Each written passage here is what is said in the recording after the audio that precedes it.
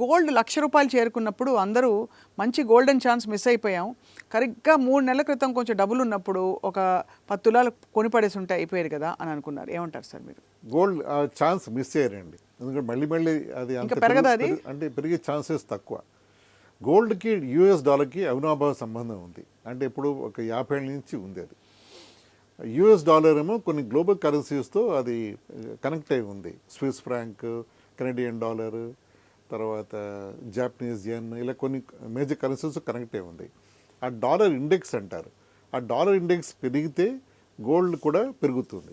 Dollar index పడితే gold కూడా పడుతుంది. గోల్డ్ పడినప్పుడు డిమాండ్ ఎక్కువైపోయి ప్రైసెస్ పెరిగిపోతాయి. అది జరిగింది. గత 2-3 ఏళ్ళుగా యూఎస్ డాలర్ వీక్ అవుతుంది గ్లోబల్ కరెన్సీస్ అగెయిన్స్ట్గా. దాంతో గోల్డ్ కూడా పడిపోయి డిమాండ్ పెరిగిపోయి అంత ప్రైసెస్ పెరగడం జరిగింది. అంతేకాకుండా చాలా దేశాలు గోల్డ్ని ఒక హెడ్జ్గా వాడతాయండి. రైట్. అంటే ఎకనామిక్ టర్మాయిల్లో, లేకపోతే ఈ మధ్య యుక్రెయిన్ వార్, ఇంతకుముందు ఇజ్రాయెల్ గాజా వార్ అన్నీ జరుగుతున్నాయి అప్పటి నుంచి. అవి ఈ సిచ్యువేషన్లో ఏ ఎకానమీ ఎలా ఉంటుందో తెలియదు కాబట్టి గోల్డ్ రిజర్వ్స్ కొని పెట్టుకుంటాయి. ఇండియా కూడా చాలా గోల్డ్ రిజర్వ్స్ కొని పెట్టుకుంది కూడా. సో ఆ డిమాండ్ బట్టి గోల్డ్ చాలా పెరిగిపోయింది. డాలర్ పడిపోయింది, వాల్యూ వైజ్ గోల్డ్ ప్రైసెస్ పెరిగిపోయాయి. ఇప్పుడు ఇంకోటి యూఎస్ టారిఫ్స్ గొడవ రావడంతో కూడా డాలర్ వీక్ అయింది. అవును.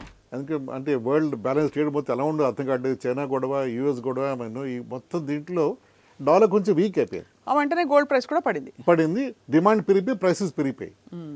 అది సో ఇప్పుడు టారిఫ్ కొంచెం సర్దుకుంటుంది. ట్రంపే న్యాచురల్గా చైనా కేసు చూసి సాఫ్ట్ అవుతున్నాడు, తన స్టాన్సింగ్ అవుతున్నాడు. దాన్ని గోల్డ్ మళ్ళీ డాలర్ మళ్ళీ రివర్స్ డైరెక్షన్లో స్ట్రెంగ్థన్ అవుతుంది.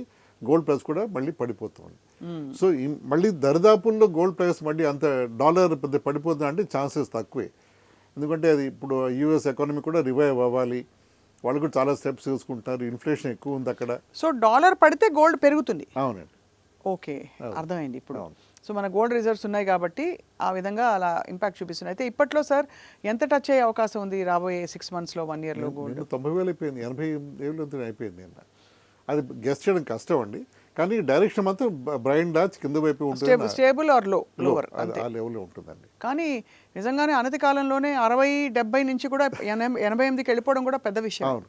సో దేర్ఫోర్ నా రిక్వెస్ట్ ఏంటంటే గోల్డ్ పెరగడానికి తగ్గడానికి లాజిక్ మనకు అర్థం కాదు. అది అయిపోయిన తర్వాత అనలైజ్ చేసి చెప్పగలరు. సో దాని మీద డిపెండ్ అయ్యి మనం ఇన్వెస్ట్మెంట్ కింద గోల్డ్ని చూడకూడదు.